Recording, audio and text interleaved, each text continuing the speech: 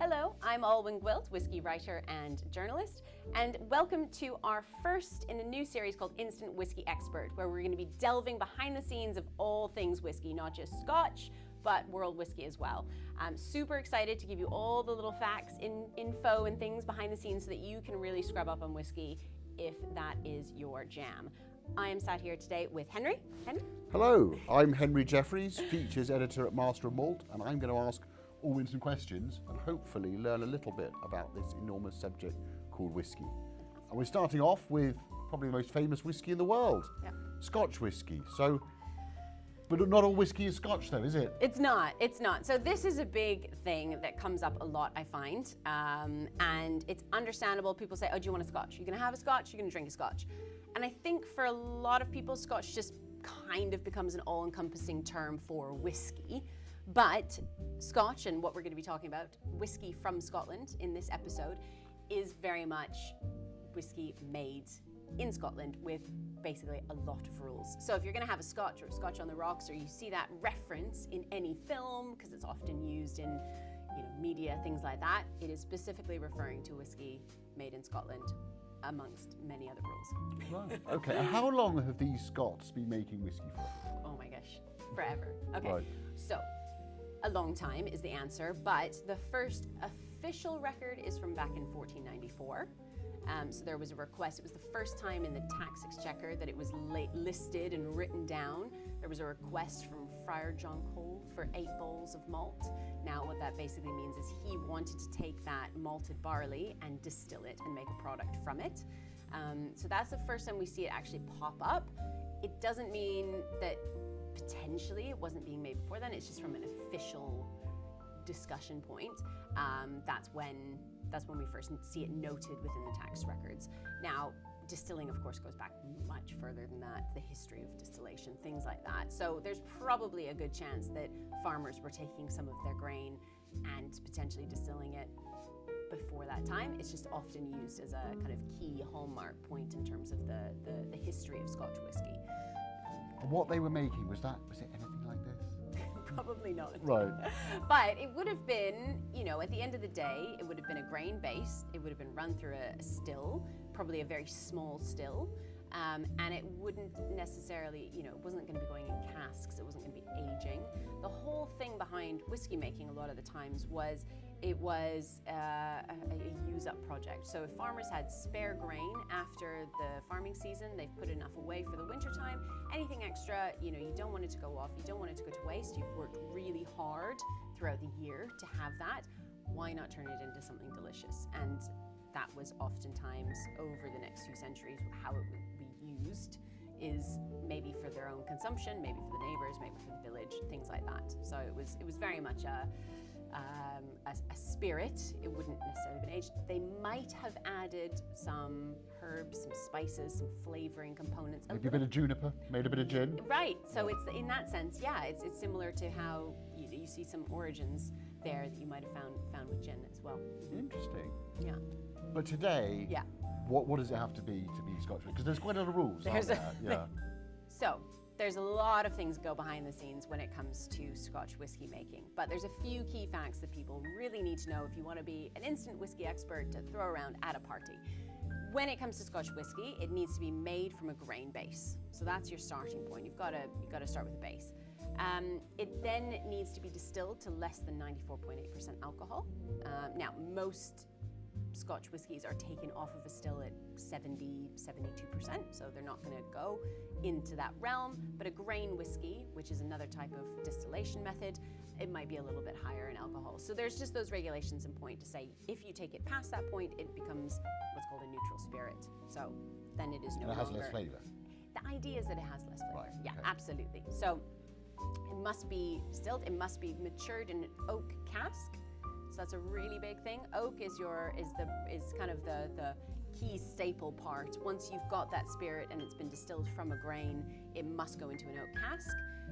It must be matured for a minimum of 3 years, and then it also needs to be bottled in Scotland as well for it to be a Scotch whiskey, basically. So a few key things. Should we talk a bit about casks? Because I just Yeah. was thinking, like, we've got these two bottles here. One of them is very pale. Very pale. And one of them yeah. is very dark. Yeah.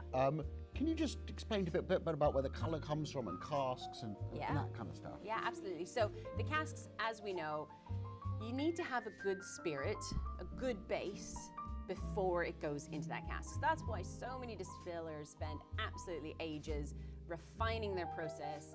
Every distillery you go to around Scotland will have a slightly different still shape and, cut points and all these kind of key technical things, which, we're not going to necessarily delve into in this episode, but it's more about the fact that they want to make sure they have a really, really good product right from the get-go. After that point in time, it goes into this cask, and the cask is king. So it's super important to have high quality oak casks, and ones that are going to impart lots of different color and flavor. So Scotch whiskey, generally speaking, is a fairly natural product. You are allowed to add caramel coloring, but we're not going to really see that in these whiskeys. And that's why you can have a whiskey here, as you say. This whiskey, 6 years of age, Speyside.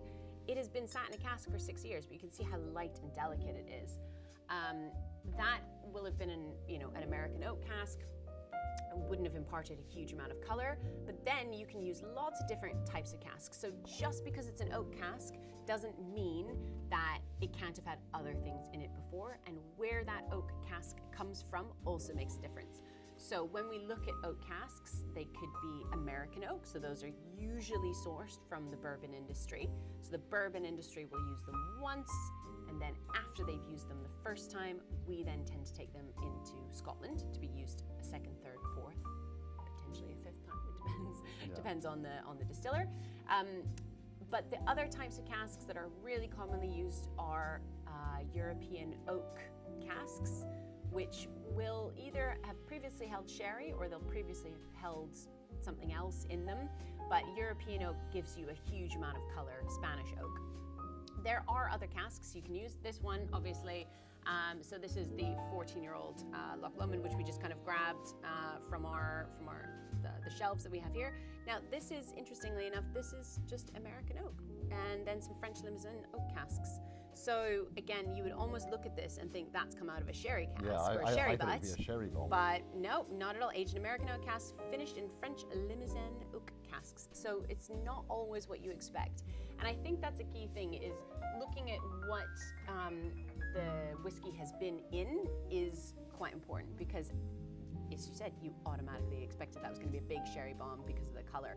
Color doesn't tell you everything. In the same way that you can have a whiskey that's that color, it's 25 years of age. I have tasted loads of whiskeys that are 20, 21, 22 years of age, have a huge amount of aging, but the cask they've used is a little bit older, so it's been maybe used a few times before. So it doesn't put so much flavour in. So it doesn't add as much in. So the more times you use a cask, the less flavor, the less color is going to be imparted into that spirit as it ages. So if you use a cask, say that's had sherry in it, say it's a European oak cask, it's had sherry in it for, 2 years, and you use it for the first time in the Scotch whiskey industry, when Scotch goes into that cask, it's clear, like water, like a gin, effectively. If you put it into that cask, it's going to give it loads of color, loads of flavor. It's going to have real intensity. If you put that same spirit into a sherry cask, or European oak sherry cask, which has been used 4 times before, that sherry cask has already been working for a long time. It's already imparted lots of stuff into that spirit, and it's not going to give as much, basically, down the line. Okay, interesting. A lot of people think that Scotch whiskey is always going to be smoky, peaty, that sort of thing. Is that true? It's definitely not true. Okay. It's not true. It is one of my biggest bugbears. The number of times, and no offense to Ireland, because I love Irish whiskey, but I've been to many Irish whiskey distilleries, and they say, the big difference between Irish whiskey and Scotch whiskey is that Irish whiskey is not smoky and Scotch whiskey is smoky. And I'm like, actually, there's only a handful of distilleries these days out of the 140 plus that operate in Scotland, which actually make a smoky whiskey. So a smoky whiskey is made by adding peat into the mix. When they're drying the barley, it basically smokes the barley, and then that smoke lingers in, it sticks into those barley grains for far down the line. And it used to be that if you had a whiskey, there's 5 different whiskey regions. So this is another part of Scotch whisky. 5 regions. There's Campbellton, the Lowlands, Highland, Speyside, and Islay. Now, most people expect that all Islay whiskies are smoky and that all mainland whiskies are not smoky. But again, that's a bit of a fallacy. Nowadays, loads of distilleries are experimenting, they're doing fun things, they're bringing out limited editions, so you almost don't have that, like, basically separation between the regions so that you know, okay, I'm gonna have a whiskey from here and it's gonna be smoky. And actually, the majority of Scotch whisky is not smoky. It's actually it's a much smaller number. Out of those 140 distilleries, I can't sit here right now and tell you exactly how many of them are peaty. Maybe we'll save that for another episode. Yeah, because we'll line them all up. Yeah. Smoky, not smoky. No. But if you actually were to look and you were looking, okay, across all whiskies in the Master of Malt portfolio, you'd find, there's a proportion which are peaty or smoky, and then a lot of them are just not. So you're going to get loads of fruity, light, delicate, or maybe rich and robust, but just unpeated whiskies. And is there a reason why some used peat or still use peat, and then others historically didn't? Is there an explanation for that? There is. So basically, a lot of distilleries would have used peat because it was a local, natural, easy to access fuel source. So nowadays, you'll often hear people say, oh, it's a Speyside whiskey. Speyside whiskies are unpeated. They're not smoky. Right. Not true. Historically, a lot of distilleries would have been peaty. They would have been smoky because you would go out and in the summertime you would cut the peat.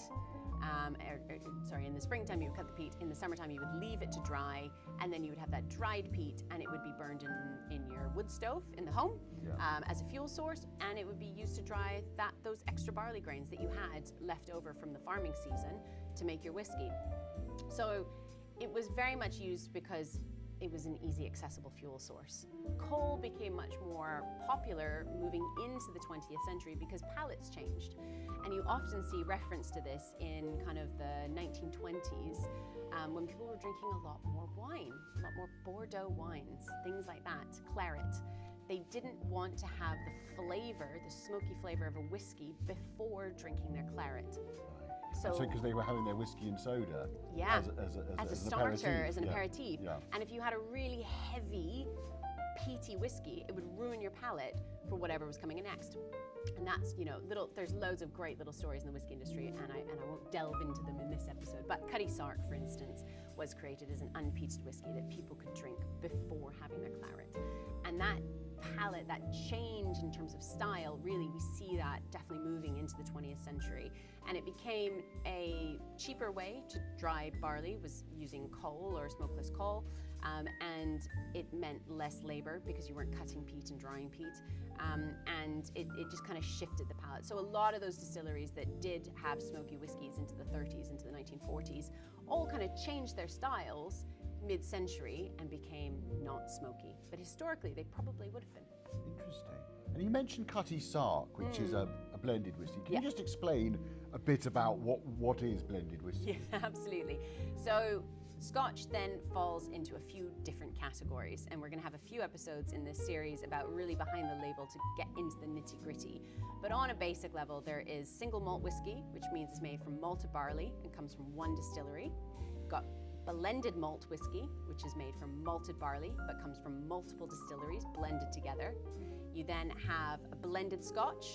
So blended Scotch is going to have a combination of whiskey made with malted barley, usually on a pot still, and then that married together with grain whiskey, and grain whiskey tends to be made from wheat nowadays and made on a column still. And those are married together to make a blended Scotch whiskey. Which was a sort of accessible style of whiskey. Absolutely. Aimed at kind of the English and the rest of the world. And the rest of the world, definitely. Yeah. So Scotch really made its name for itself in the early 1900s by sending out people like, Tommy Dewar, John Walker and Sons in the 1800s, then into Grant's in the early 1900s, sending whiskey out globally that was blended Scotch whiskey. And it's partly why, there's many reasons, but partly why the Scotch whiskey industry became so successful was its ability to adapt and to tailor make whiskey to suit a changing palate, and making a lighter, fresher, accessible, sweeter style of whiskey. Maybe some that were still smoky, of course, but having that wide variety in the stable really helped Scotch whiskey to gain importance globally. Interesting. I mean, there are a hell of a lot of distilleries. You mentioned there's 140.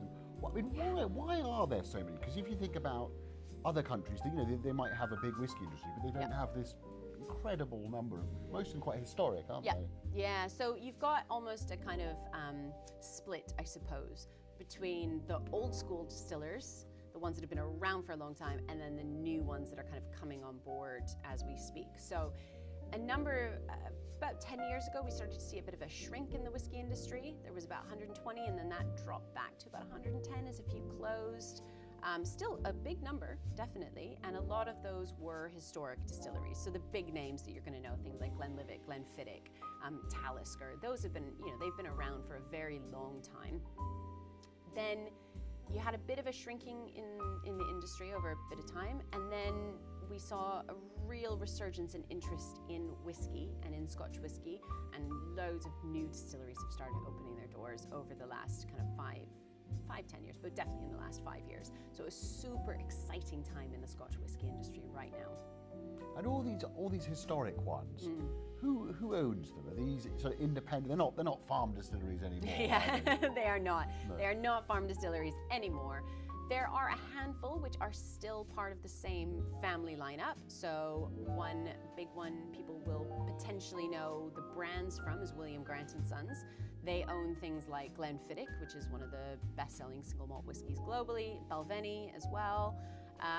They're still family owned, so that's now into the 6th generation of owners for that distillery. For those distilleries, sorry. And then you've got people like Ian MacLeod, so they own Glengoyne, Tamdhu. They've just recently reopened Rosebank Distillery after it had been mothballed for many, many years. So there are a few kind of bigger ones that are still family owned, and then you have, I guess, the slightly larger conglomerates. So ones that fall under, say, Diageo, they have a number of whiskey distilleries under their belt. People like Beam Suntory, which again, huge. That was part of a massive amalgamation of two global powerhouses in the distilling world. It's a Japanese-American company. Yeah, exactly. And then you've got Pernod Ricard.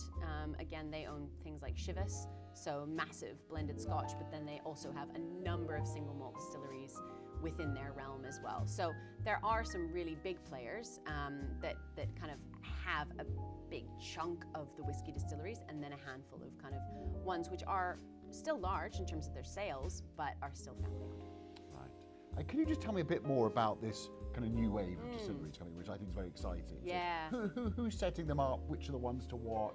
Oh gosh, it's super exciting right now. I mean, I think back to kind of 15 years ago when I first started in whiskey, and it was a time of a lot of change in the industry, but I am blown away by how many more have actually set up over that time.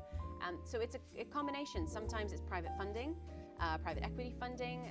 It's been people who've worked in the whiskey industry for a long time and decided to go on their own and set up their own thing.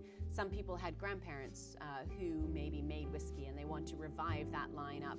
And some is just really fun, new, young people making whiskey. So I love the guys at Holyrood in Edinburgh. They're doing, talk about geeky. Yeah. They are doing wacky, interesting, cool stuff, playing with yeast strains and fermentation. And I think there's a bit of, at the minute, there's a bit of a rebellion against the standardization of Scotch whiskey, and people wanting to come in and say, I want to put a footprint on this and not just use the same distiller's yeast. I want to use a brewer's yeast, or I want to do a 140-hour fermentation just to see what happens. And a lot of these guys are doing small batch stuff, which is often just available at the distillery, or a few things. For instance, Isle of Harris just recently launched their first whiskey, so the first whiskey coming out of the Isle of Harris, the Hirach, that came out at the end of last year, and again, they're really young, fun, doing cool stuff as well. So I'm excited, very excited to see what the next 15 to 20 years is going to mean for the Scotch whiskey industry, because I think anybody getting into it now is going to be spoiled for choice when it comes to exciting new experimental whiskies. Great. Well, I'll drink to that. Absolutely. I think we should definitely have a cheers and a taste of whiskey. So thank you, Henry. Cheers. Thank you very much. I learned a lot. That's my hope.